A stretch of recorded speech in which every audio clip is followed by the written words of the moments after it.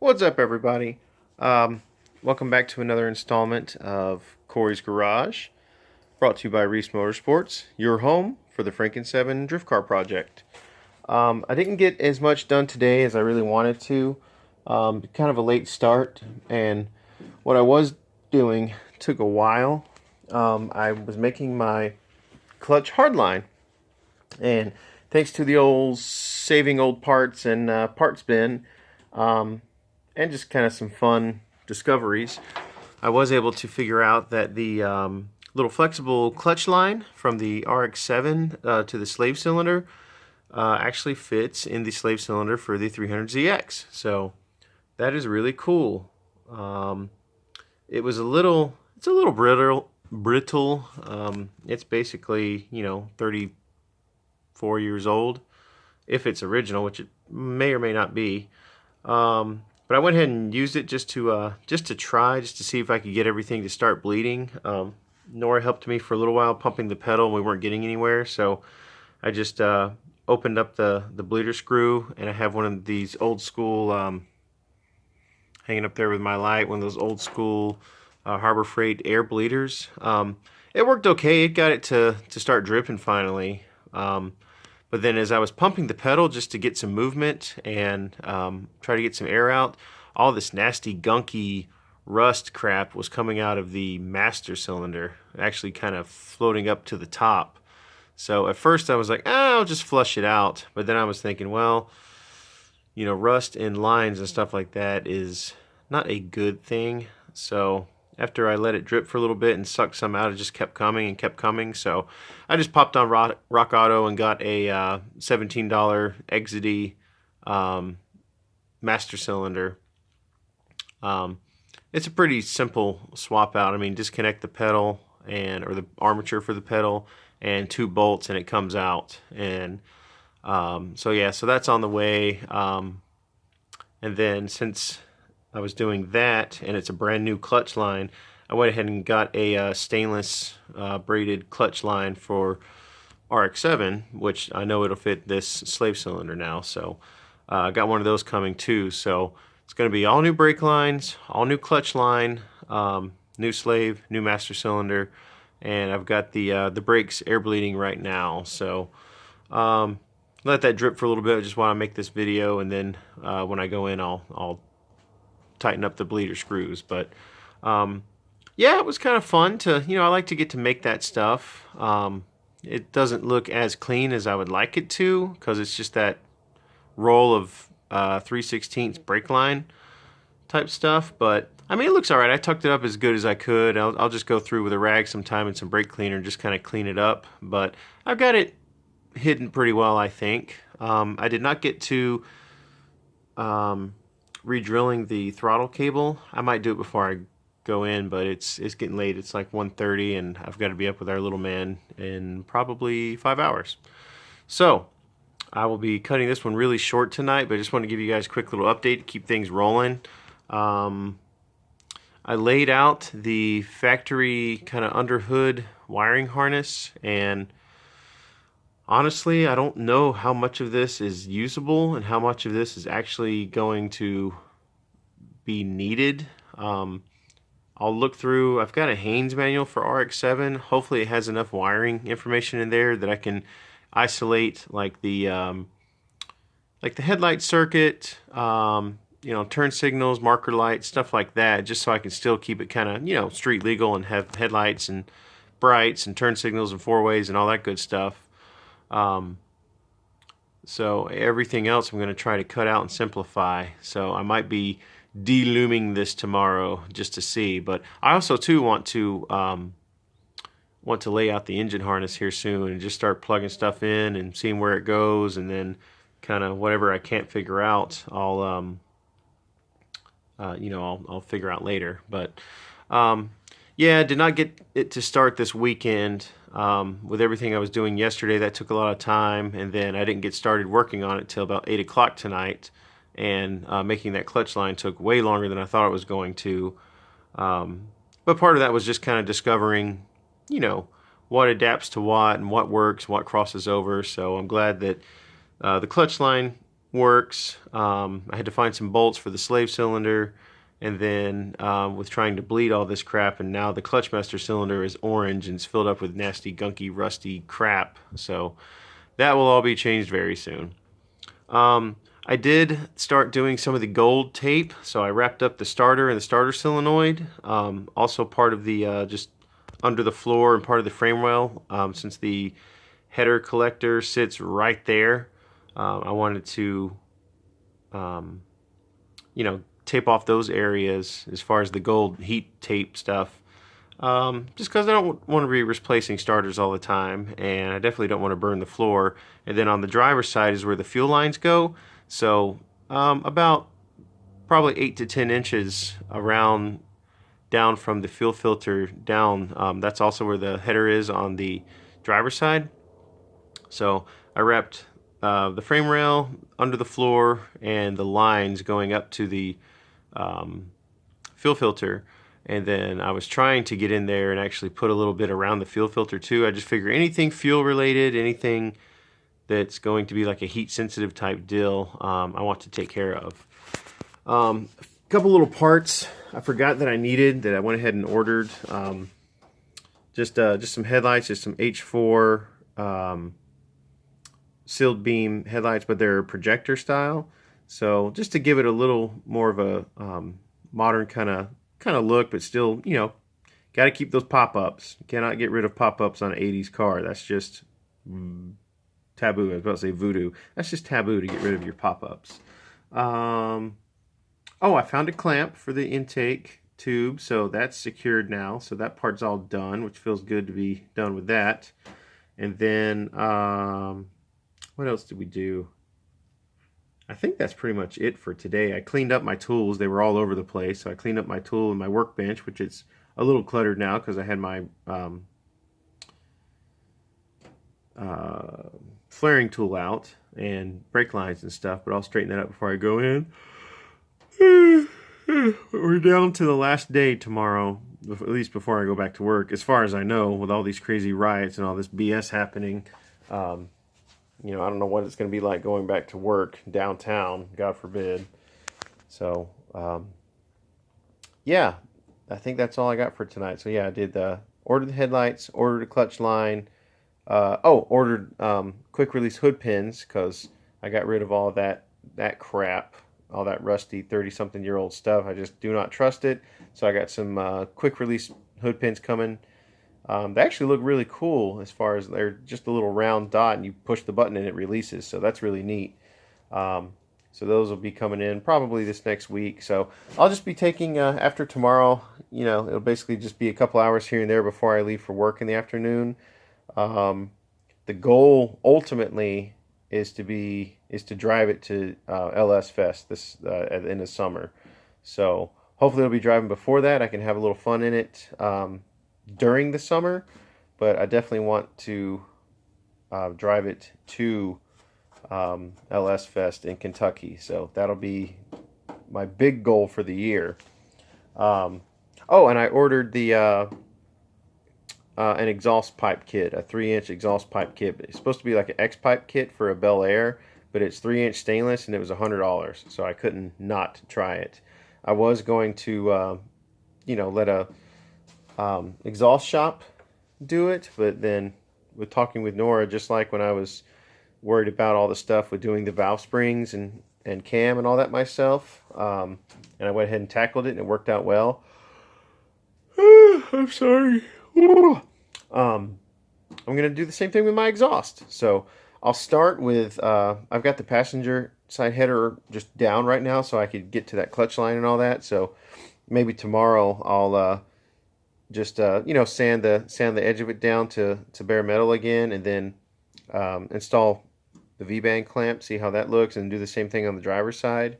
And that would be pretty cool. If I can at least get those decent, then I think I'll feel pretty good for the exhaust system. I ordered one more clamp because I'll basically have like the you know, the Y pipe come down, and then maybe somewhere right before it goes at the axle, I'll put another clamp in there, so that I'll be able to take the exhaust down in 3 pieces. So that'll be cool. And I got a couple of 3-inch, flex pipe, flex joint pieces for the exhaust too. So yes, I'll be building my own exhaust here. Maybe in a few weeks when we get a little further on down the line. But yeah, she's been looking really, really well. I was really happy with how the catch can turned out and how the uh, vent tubes and all that turned out. And so now the thing is going to be um, this clutch line stuff, getting the brakes bled, getting the clutch bled. I think my short shifter and stuff is supposed to come tomorrow. So I might put that on. And then, yeah, I'll just try to knock out as much as I can tomorrow and maybe Tuesday before I go to work. And we'll just kind of see how far we get. But appreciate everybody following along so far. I think we're up to 24, 25 subscribers now. So appreciate all you guys. Keep spreading the word. Hopefully some of the stuff I've shared is helpful and informative. I know it hasn't really been a whole lot of how-to. It's just been kind of more like the aftermath of stuff I've discovered and been doing since I've been working on it. But if anyone ever follows my footsteps and wants to do a lesser expensive LS swap, a quality swap for lesser money, you can use everything that I've come across and discovered during this journey as far as the Z32 trans, the G-Force adapter kit, what eBay clutch to use, not getting the absolute cheapest things on eBay, but getting decently priced stuff that's supposed to be, well rated for what it is and for where you're getting it from. And, and what kind of universal parts you can actually use on this and how to make them work. And also, share the importance of doing stuff yourself and taking your time and not rushing and, trying to make it look nice as well as function nice. And, just having the confidence to tackle it yourself. Hopefully, this isn't something that somebody like this would be their only car. And so they have to, do it over the weekend. Like, I don't know. That wouldn't be possible for me. There's just way too much to this to do it all in one weekend. I mean, maybe if I had like 10 people helping me and they had all done 100 LS swaps themselves, then yeah, no problem. But for those of us in the real world, sometimes this takes people years. And the way we were going before, we had the big heart-to-heart with my wife, this would, I've had this car since like September, October 2017, and just the last, 2.5 weeks has actually been working on it extensively. So up until then, it was a part here, wait a month, a part there, wait a month. Money was tight and time was really tight, especially with after our son was born. Pretty much didn't touch this thing for seemed like forever. And when I did, it was only for 1 or 2 hours every other weekend. And excuse me. So really, took a lot. And then there were some roadblocks too. Like the first transmission I got, I had an NV 3500 from a Chevy pickup, and that shifter would have been like way up under the dash and would have had to make some crazy remote thing. And then the gearing wasn't even really all that exciting for a sports car application anyways. Here, I'm going to put the phone right here and lean back and just chill and talk with you for a second. Except for that stupid bright light. Gosh. Alright, maybe if I stand right there, that'll work. Okay. And then the next transmission, I started out, or the second transmission was a V6 Camaro T5. And it was cheap, and I thought it was going to work with an adapter plate and a big block Chevy bell housing, and that was going to be like the money saver way, and it wouldn't have been. It because I think the bell housing was like 70 or 80 bucks. The transmission itself, I think, was like 200 or 250, and the clutch kit and all that would probably be like 300 bucks or more. And then an internal slave was like $100 or $200, and then turns out my insides were shot, so it was going to have to be rebuilt. So after all that, that would have been like T56 category. So that was a waste of time. I'm glad I was able to sell the bell housing and sell the adapter plate and stuff. I had to sit on it for a little while, but I finally got it sold and made a little bit of the money back. And then finally, excuse me. And finally, came upon the information that company made an adapter plate to use a Z32NA transmission on LS, and that was a lifesaver. Yes, it was $600 to get the adapter kit, the flywheel bolts, and the clutch bolts. But I mean, I put the transmission right in, had no struggles, no problem with it at all. So that was a great discovery and part. So thank you to whoever you are online that discovered that went through the trouble to figure out what was a good option and how to do it. And that's what it's all about. And then yeah, so then flash forward to a couple of weeks ago, and yes, a lot of stuff has been bought on eBay. Most of the stuff for this thing has been on eBay, but a lot of it's been on Facebook Marketplace too. So again, anyone else that follows in my footsteps, comes behind me, don't feel like everything has to be 100% name brand out of a catalog, or pay 3 times as much thinking you're getting a better product, when in all reality, the longer you're in the automotive industry, and especially like with cars and trucks and parts, you realize that a lot of the stuff comes from the same place. Like, it really does. You go to buy a water pump for a Toyota from the dealership that's $160 or $150. Well, if you figure out who the maker is, which is usually ASIN, you can get the same part for half that, and it's the exact same part you would get from the Toyota box. They just happen to scratch off where it says Toyota or TEQ or whatever it would be for OEM Toyota parts. So and then same thing with this aftermarket stuff. There's a million makers of hydraulic handbrakes out there. All a hydraulic handbrake is a 3/4 inch bore master cylinder with a handle on it instead of a brake pedal. That's all it is. So if you get a $40 handbrake versus a $200 handbrake, it's the same thing. Like, yeah, one might come with a Willwood master cylinder, which might be a little better, but it's not $200 better. The coilovers, that's always going to be a argument online.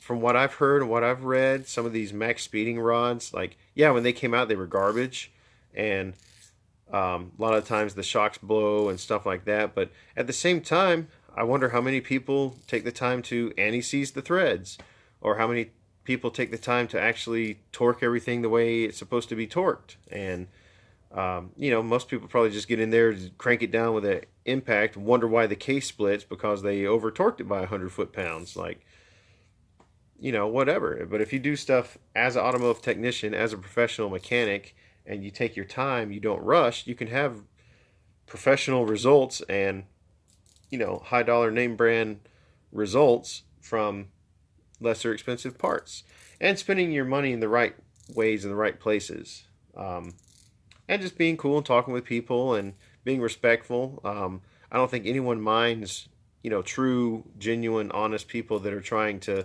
find out and learn about the process. There's always going to be, like for RX-7's example, there's always going to be, a Series 4 non-turbo is a broke person's car. I mean, let's just face it. It's a high school kid car. He heard something about rotaries. He managed to find one that still ran, or it ran until he bought it. Then he brought it home, and now it floods. And, how do I deflood my car? Why isn't my car running? Blah, blah, blah, blah, blah. It's a 35-year-old car, or coming up on 35. So there's going to be little problems and stuff. You can't just hop in a car from the 80s and expect everything to be perfect. Like, these things are classics now. So, some stuff is hard to find. Like last week, I was having a time just trying to find remanufactured brake calipers. You can find rotors all day, you can find pads all day, but the calipers, they're not making them anymore, and that sucks. Luckily, being in the RX-7 community, I was able to track down a set, and a few people came forward with sets, and I got a great set from a dude out in Utah. The rears I ordered, they're more or less locked up, but the brackets were good. I needed the brackets because my brackets I think both of the rears had seized up and broken off bolts, and I had to cut them out, and they were garbage. But the calipers are still good, so you know those have been sanded and painted, and I've got the solid line or the stainless lines to go on those, and new pads. And then I got, you know, eBay or Amazon, I forget, the cross drill and slotted rotors. They're made by Power Stop, like same name brand stuff, just happens to come down. Power Stop's on this assembly line, and brand X is on this assembly line. They came from the same factory, same stamp. One goes there, it gets marked up 200%, and this one only gets marked up like 25%. So, anyways, that's all I got for tonight. I don't mean to go off on a rant. It's already been 20 minutes. There we go. Our magic number, 20 minutes. But, yeah, try to get some more stuff done tomorrow and into Tuesday, and hopefully we'll have some more results. Hopefully this thing will be running here soon. I'm excited. I just can't wait to get this thing rolling. But appreciate everyone following along, and feel free to send any questions or comments my way. You can find me on Facebook, just Corey Reese. Look for a picture of me in the car. And yeah, I've been trying to do my Facebook post after these videos and then upload the videos the next morning because I go to bed. And yeah, so talk to you guys hopefully tomorrow.